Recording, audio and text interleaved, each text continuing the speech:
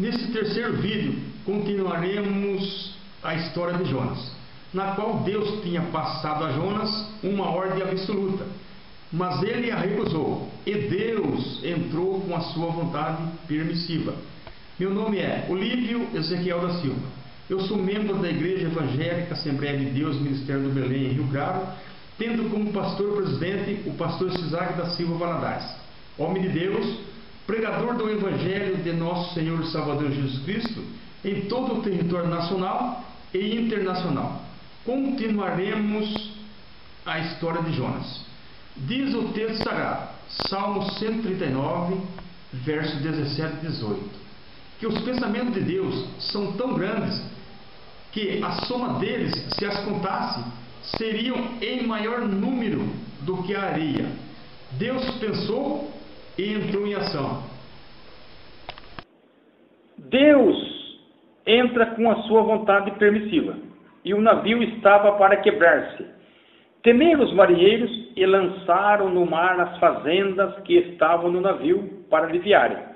Deus entra com a sua vontade preventiva, prevenindo toda a embarcação, embora passando por momentos difíceis. Mas todos foram salvos da tempestade do mar. Temeram, pois, esses homens ao Senhor com grande temor e ofereceram sacrifícios ao Senhor e fizeram votos. E Jonas, mas eu te oferecerei sacrifício com a voz do agradecimento. O que votei pagarei. Do Senhor vem a salvação. E levantou-se Jonas e foi a Nínive, segundo a palavra do Senhor. Quando Jonas entrou no navio que ia para Tarsis, desobedecendo a ordem absoluta de Deus, Deus, que comanda os tempos e as horas, mudou-se de tempos estáveis e horas tranquilas para tempos de tempestades e horas amargas. Quanto a Jonas, que era o foco da cena, foi lançado no mar, o tempo de tempestade e horas amargas foram mudados, porque Deus muda os tempos e as horas. E cessou o mar a sua fúria. O tempo e horas voltaram às suas normalidades. Façamos uma demonstração entre o gráfico do tempo e o calendário de Deus. O trajeto seria de Jope a Nínive, mas Jonas mudou de Jope para Tarsis.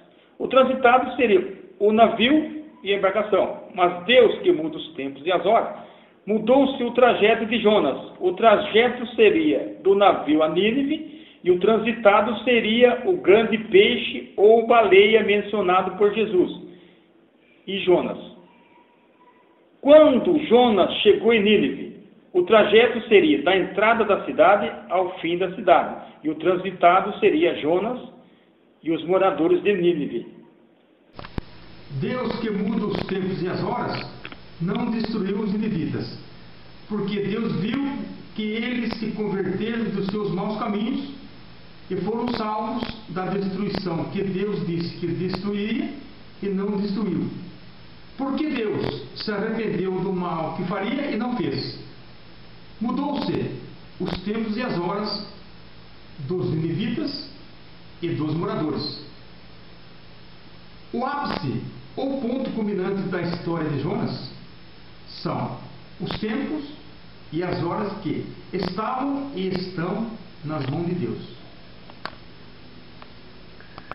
O texto sagrado do livro de Jonas, do capítulo 1 ao capítulo 4, o seu relato localiza-se no gráfico do tempo, como na demonstração, mas precisamos de um outro trajeto adicionado no gráfico do tempo e o transitado, que seria a partida dos filhos de Israel da terra do Egito.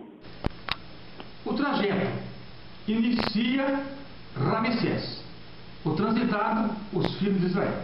Diz o texto sagrado: partiram, pois, de Ramsés no mês primeiro, no dia 15 do primeiro mês. Números, capítulo 33, versículo 3.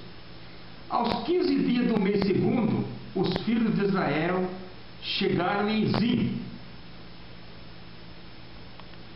depois que saíram da terra do Egito. Êxodo capítulo 16, versículo 1. No dia 15 do mês quarto, vieram ao deserto de Sinais. Diz o texto sagrado em Êxodo capítulo 19, versículo 1.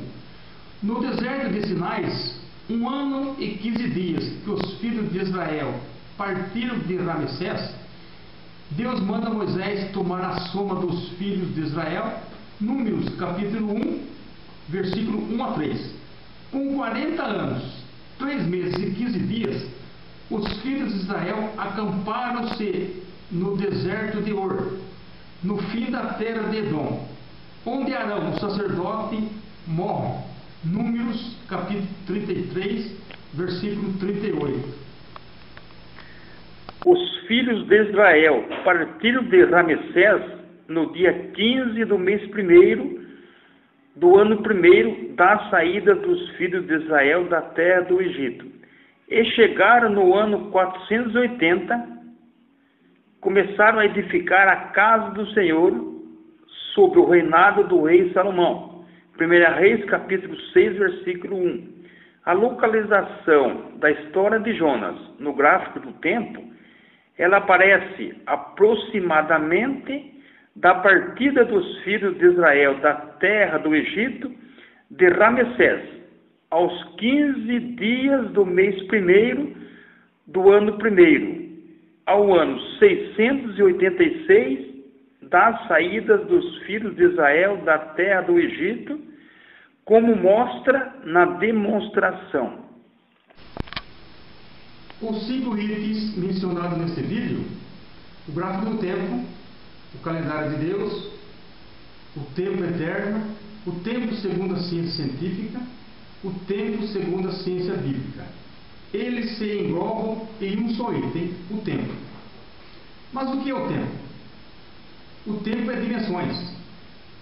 O tempo na ciência científica, as dimensões não são constantes, elas são variantes. Os acontecimentos, eles acontecem de acordo com as variedades das dimensões, que seriam 3 espaciais e uma temporal. O tempo segundo a ciência bíblica, ele é 4 dimensões, constantes e insondável de acordo com a vontade de Deus. Deus é o centro das 4 dimensões. Largura, direita e esquerda, Deus é o centro. Comprimento, frente e retaguarda, Deus é o centro. Altura e profundidade, Deus é o centro. Deus sendo o centro das 4 dimensões, os acontecimentos acontecem de acordo com as suas 3 vontades: absoluta, permissiva, preventiva. Tudo começa em Deus, porque Deus é o princípio, como diz o texto sagrado em Apocalipse capítulo 22, versículo 13. Eu sou o alfa e o ômega, o princípio e o fim, o primeiro e o derradeiro. E tudo termina em Deus, porque Deus é o fim e o derradeiro. Deus é o centro, como o princípio e o fim, sem sondagem. Deus é o centro, como o primeiro e o derradeiro, sem sondagem, como mostra o texto sagrado em Romanos capítulo 11, versículo 33. O juízo de Deus com a mente de Deus. A mente, ela tem muitos caminhos, e um dos caminhos relacionados com o texto sagrado é o caminho da ciência, que podemos chamar de o tempo segundo a ciência bíblica.